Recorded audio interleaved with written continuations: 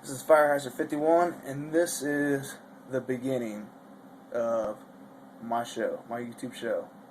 Um, been a huge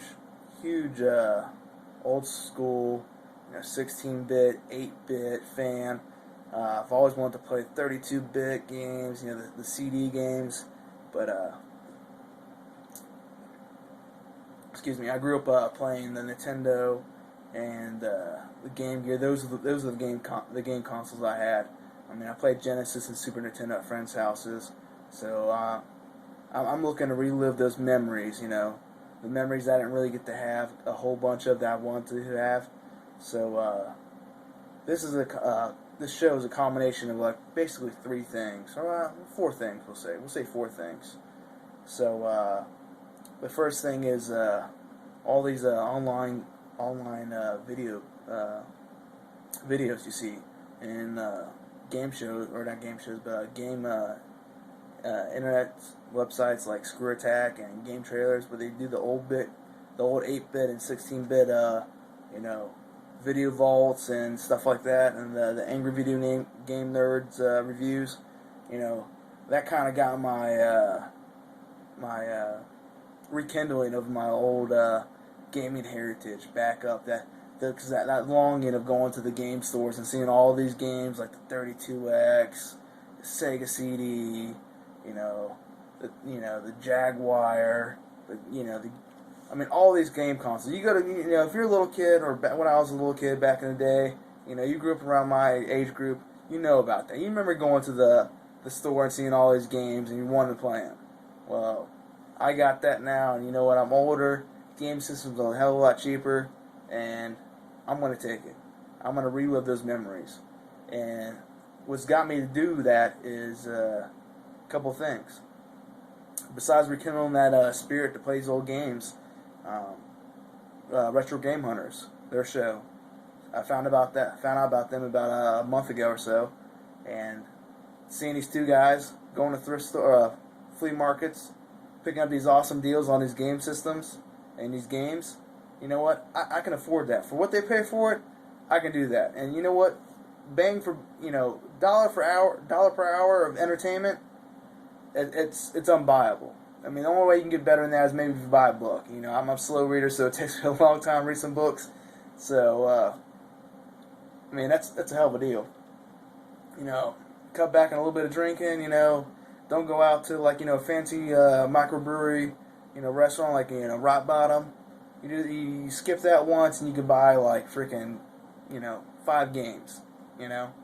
So the Retro Hunters, they got me into going to actually start doing that, start hunting for those retro games and those deals.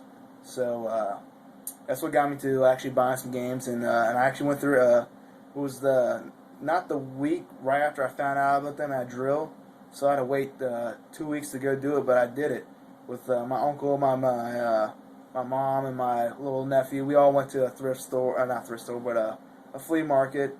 It was a nice, entertaining day. We went kind of late. It was in the afternoon.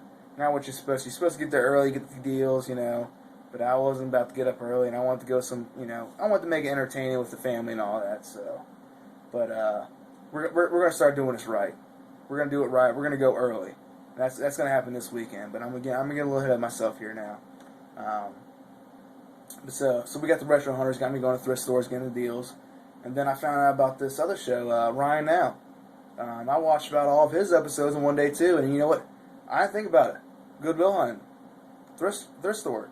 I didn't realize they had the gaming consoles there, but it makes sense to me. We got a whole bunch of stuff that's left over from garage sales. What do? We chuck it down to the donation center for Goodwill. So go figure, they got whole game systems down there just waiting to be claimed. From people who just either don't have the garage sale or they can't sell at the garage sale. So Ryan, now I got to thank you honestly. You got me a huge collection of games that are awesome, and I'll do a video about that. But you got me to do that, and you started my collection off right. So thanks for that. And now we got to this latest Bithead 1000. Ryan now kind of turned me on to Bithead 1000, and I watched all of his shows in 2 days. and I really like his show. Honestly, that's probably my ideal show. It's not so much about going to find the hunts. I love sharing, sharing the experience of what I found, what treasures I found.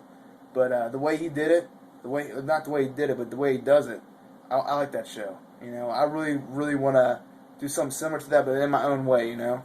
So he's the one that got me to do this. After seeing his first episode, how he started with no games, seeing how his background, how that happened. I mean, that's a rough deal, man. I feel for you, but we all learn from our mistakes, and we grow from our experiences. So make the better of it.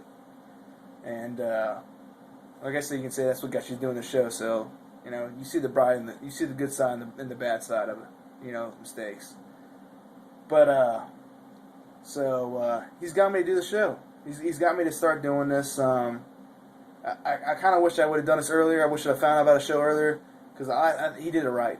He did this the best way he could possibly do it. Start out with nothing, and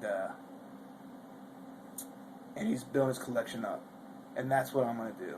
I already got a little bit of collection built up, but it's not much. We're talking maybe 35 games, maybe that. I don't know. That's about a round number. So I got no stage, no nothing. Got a little bit of games, but I'm starting my show maybe a month later, or too late than I should have. But so that's what we're gonna do, and we're gonna do some video game reviews, and we're gonna talk about the finds that we found. But we're gonna make this a fun and entertaining show. We're gonna have some fun doing this. Reviewing some old games we never heard of or seen before. That's what we're gonna do, and we'll see some more videos come. So, see you next.